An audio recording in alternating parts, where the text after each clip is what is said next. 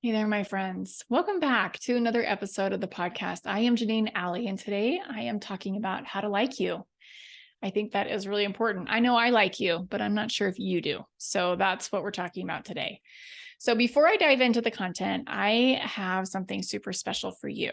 If you've been loving the content of the podcast, I want to encourage you to book a call with me.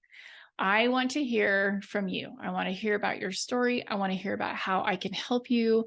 I have many ways to serve my clients who come into my world. I know that there's something for you. And so if you are wondering about coaching, please book a call with me.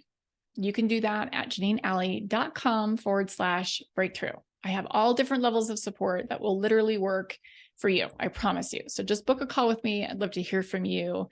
Do that right now while you're thinking about it. I will also drop the link for that inside of today's show notes, either on my website or on the app itself where you're listening. So that's janinealley.com/breakthrough.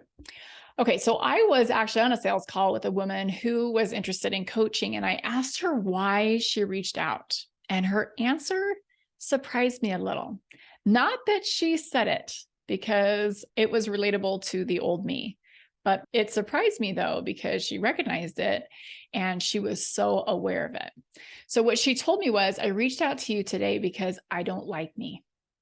And I asked her why. And she said she was acting in a way that she didn't want to. She was yelling at her kids and she just wasn't proud of it. And I totally get that. If you are familiar with my backstory, you know that I have been in that exact same spot. I think I did an episode of the podcast. I think it's episode 106, all about my story. So you can go back and listen to that, and how I was outside of my mind talking to one of my kids or yelling at one of my kids, and it just wasn't pretty. It was an experience that I had that I felt a lot of shame and pain and self-loathing around.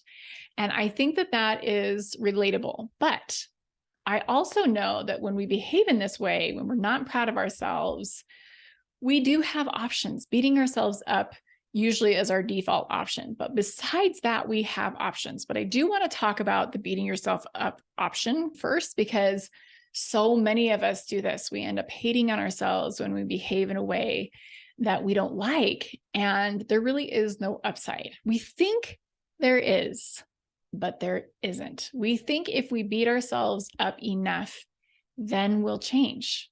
And that isn't true. In fact, I have an example of a thought model about this, just to show you that this is not the result that we get when we talk to ourselves this way.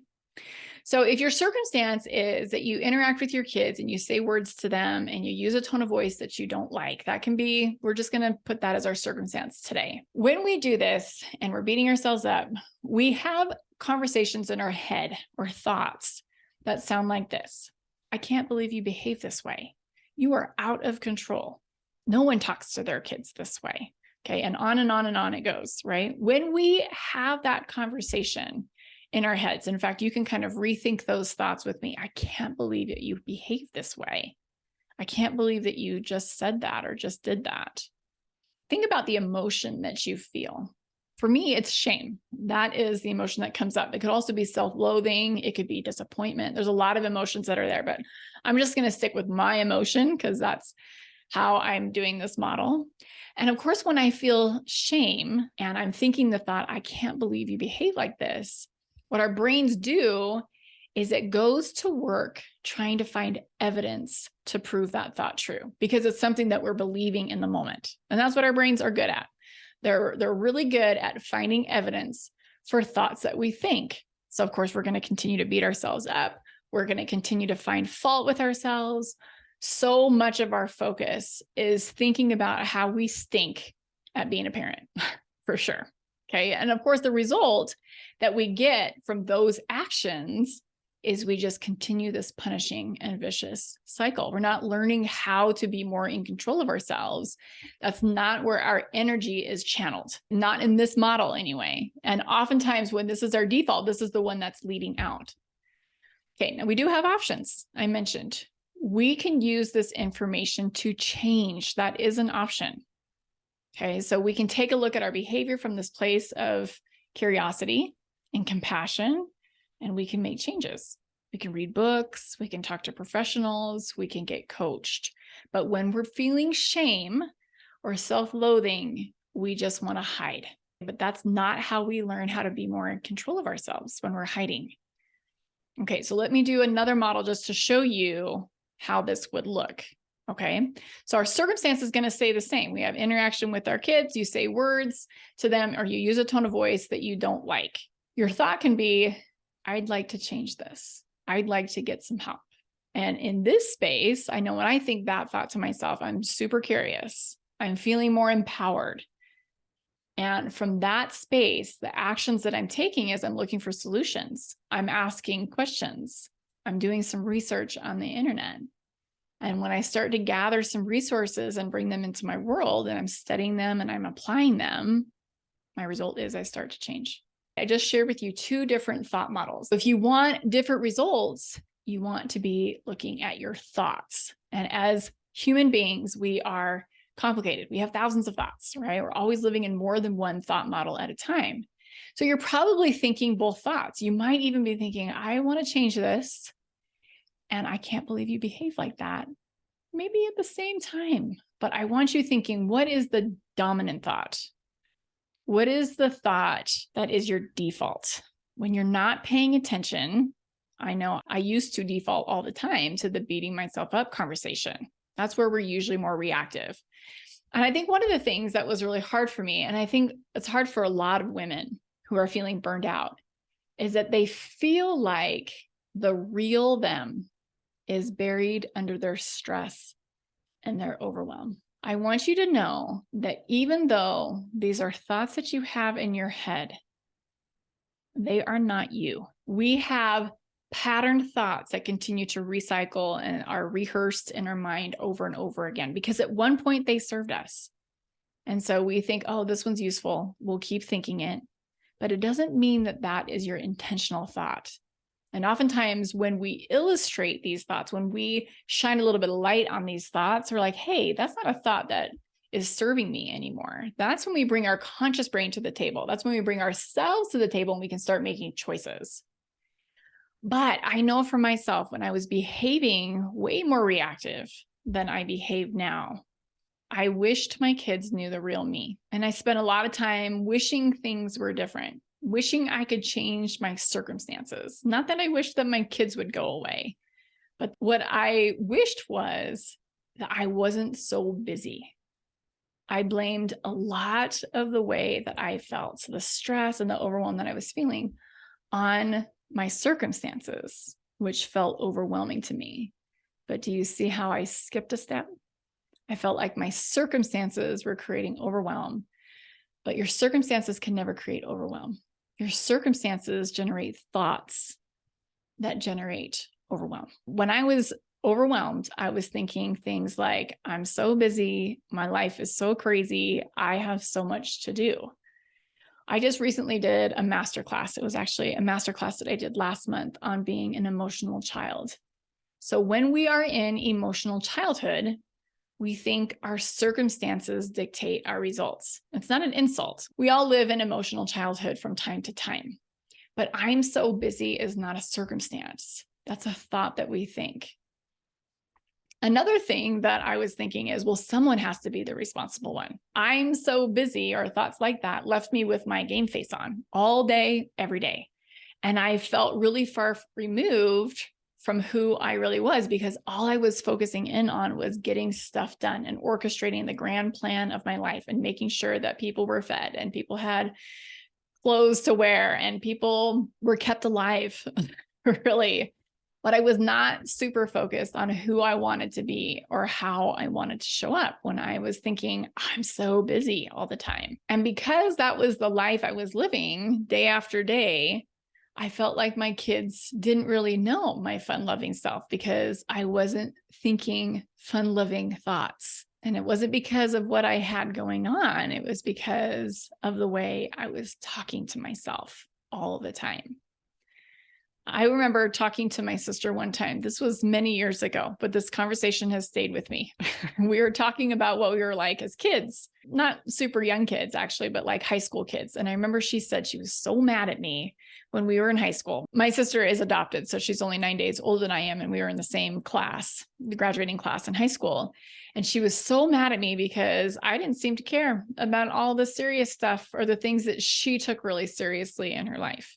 She took grades way more seriously than me. She took tests and getting into college and making sure that her resume looked really good way back in high school. And I was just out having a good time. I didn't care about that nearly enough, I don't think. I did fine in school. But I remember having this conversation with her and her talking about me like that. And I'm like, yeah, that's not who I am anymore. I was kind of shocked. I kind of went into denial for a second because I was so far removed from that. I'm like, no, I think I took life more seriously than that. And I remember getting off the phone and just being like, she's right. What has happened to me? Where did that go? But here's the thing. I'm always going to be me. I'm always going to have that fun-loving piece of my personality. But over time, my thoughts shifted. And I became super focused on keeping people alive and staying on top of things and not getting behind and all of that stuff. And I took that very seriously. And because I took that very seriously, I became a lot more serious than I had been before. What I think is that the relationship that we have with ourselves is the second greatest relationship that we can have. And of course, the first relationship is going to be with God. Right. But I think the second greatest relationship should be ourselves, because at the end of the day, that's who we have. And I know that you might be thinking, but I have my spouse and I have my kids and all these things. That's an amazing blessing that I have in my life too. But I don't want those people in my life to solve for my emotions. And I don't want those people in my life to feel like I depend on them. That creates kind of a needy relationship that just doesn't feel good. You know what I mean? We're not thinking about how to have our own back, how we can love on ourselves. And I think sometimes we feel selfish for doing this, or we just feel like it's fine. We don't need to. But then we end up one day being like, you know what? I don't really like me. I don't really like me. And that's not the relationship that I want you to have with yourself, because when you love yourself, then no matter where you go, you're going to have an amazing companion to be with you. The two greatest commandments are to love God and then to love our neighbors as ourselves. And that implies that we love ourselves. I think the relationship that we have with us is so valuable. We just don't even realize it. But at the end of the day, like I was saying, this is what we have. Other relationships that we have can be taken. But when we have an amazing relationship with ourselves, it's so much easier to have amazing relationships with other people. We are the hardest person to love, for real. We are the hardest person to forgive. But when we can forgive ourselves, we can do it for others more easily. When we can see how we're striving and when we can see how we're human, it's so much easier for us to do it for other people. When we have an amazing relationship with ourselves, we do the work that we need to make space to feel all the emotions. And we're not using other people to solve for our uncomfortable emotions all the time. When we don't have a great relationship with ourselves, we often use other relationships to try to solve for our emotional pain. We don't usually think about buffering with relationships, but this is what we do, right? Anytime we're buffering, we're trying to use something to feel better. We can use food to buffer. We can use Netflix to buffer, all of it. When we feel hurt, what do? Do you call a friend to vent? When we feel like there's been some kind of injustice, do we dial up our mom or our bestie or our sisters to hash it out? Sometimes we do feel better after we get off the phone, but not because of the friend. We do feel better because our thoughts have changed. And you might be thinking, yeah, but it's because of the conversation. No, it's because you were able to change your thoughts about it. Something in that conversation helped you to see it in a different way. So let me just give you an example of this. This is a personal example. When we lived in Germany and I was really struggling to feel my emotions and manage my mind around homeschool and the kids and myself and the weather and the depression that I felt over there, I was in emotional childhood all the time. I wanted to blame my circumstances for my emotions. I've mentioned this all before on the podcast. It took me about 18 months before I was only crying once a week. It was a really challenging place for me to live. We lived there for 4 years. It was rough. And the first year that we lived there, I would call my husband in the middle of his workday, usually at lunchtime, and just unload. And I'd be crying and I was just a mess. And I would get really frustrated because I didn't feel like he would say the right thing. I mean, he was in his office that he shared with other coworkers. He wasn't going to be super verbose, I guess, on those conversations. But the thing was I was expecting him to solve for my emotions. When I got off the phone, I still felt like garbage and I'd get really mad at him. And it was not awesome. I was not awesome. I was expecting, like I said, my husband to do something for me that I couldn't do for myself. The interesting thing is we know what we need better than anyone else. We are the only ones that can change our thoughts and our emotions. That is our job to do. But when we try to make it someone else's job, we become needy. Don't get me wrong. Having a sounding board sometimes is important. But what percentage of your interactions with other people, whether it's friendships, whether it's your marriage, whether it's a parent, involve you venting or requiring a sounding board so that you will feel better? What percentage are you showing up and finding out about what's going on in your friend's life or in your spouse's life or in your mom's life and being genuinely interested in them?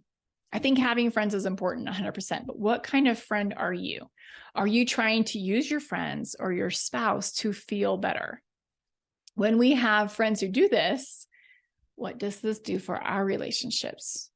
I want you thinking about that. It's usually not very awesome. The relationships usually erode over time because there's always got to be some kind of drama going on, and it feels heavy over time. So when we show up with our own emotions managed, we can just focus on having a fun time. The reason why I'm focused on this is because when we learn to manage our own emotions, we have a much, much better relationship with ourselves. Because in order to manage our emotions, we have to love ourselves. We have to love ourselves enough to be able to hold space for what's there. Whether it's shame, whether it's humiliation, whether it's disappointment, whatever it is, we have so many emotions as human beings. The greatest friendship that we can have is with ourselves. No matter where we go, who we can get a hold of, we will always have us. We know we can feel and process any emotion. So focus on building this relationship. Strengthen this relationship with yourself. Think about what makes you proud of you. What do you like about you? What are some things that you'd like to change? Take time to really think about this. Loving yourself is one of the greatest gifts that you can give to you. Even when we make mistakes, even when we mess up, own it, move on. It's not a big drama fest. Do the work to move forward with love for yourself. Another reason I think that we don't like ourselves is the not good enough conversation that we have. So we just talked about the beating yourself up conversation and the drama conversation, but I think also just feeling like you're not good enough around something. So we try something new and we tell ourselves, that wasn't good. It's not good enough. You have a dream maybe to write or to paint or to start a nonprofit or to start a business or to become a teacher of something. And you try it out and you're like, you're just not good enough. You're not good enough for that. It's usually because we're comparing ourselves to somebody else. You might not even want to monetize the dream, but in your mind, for some reason, it's not good enough. For who? For what? If you're doing it for fun, for the sake of learning and growth, and let me just tell you, you can have that same kind of attitude even with a project that you want to monetize. There just isn't an upside to this kind of conversation. You might be right. If you're a beginner and you want to go pro, you might not be in a place where you can make any money off of what it is that you're creating yet. But the only way to get there is to keep going. So you might as well change the conversation and be like, you know what? I'm loving what you're creating. Let's keep working at this. If you had a friend who talked to you this way, you probably wouldn't be friends for very long. But the interesting thing is we don't ever analyze the same conversation that we have in our own heads. We do this to ourselves. We talk to ourselves this way. We put ourselves down. If this is you, I want you to stop. This good enough conversation is super sneaky. It shows up all the time when we're trying to reach a goal, whether it's weight loss, whether it's a business, whatever it is. We make a mistake and you're like, I told you, you're never going to get this because you have this underlying belief you're not good enough. It's interesting because so much of what I do as a coach is because we all have this deep-seated, I'm not good enough kind of thought about things that we do. We go deep enough, it's there. And it's also there in the coaching work that I do with myself. But what I have found to be far more helpful than finding all of these not good enough thoughts is just recognizing the patterns and redirecting your brain to something more empowering, something that feels good. So with this, I have developed a habit of being kind and encouraging to myself. I tell myself, you know what, we're going to get there. I love doing this, and that's what matters. I'm getting better at this as I practice. You're looking good. I give myself little winks. I focus on my gains, like all of that. Those are the kinds of things that I tell myself. So do whatever you can to create a beautiful relationship with yourself. Because when you have your own back, you enjoy being with you. You genuinely love your company and your ideas and all the amazing things that are you. You know that you don't have to be perfect in order to move forward or to be lovable.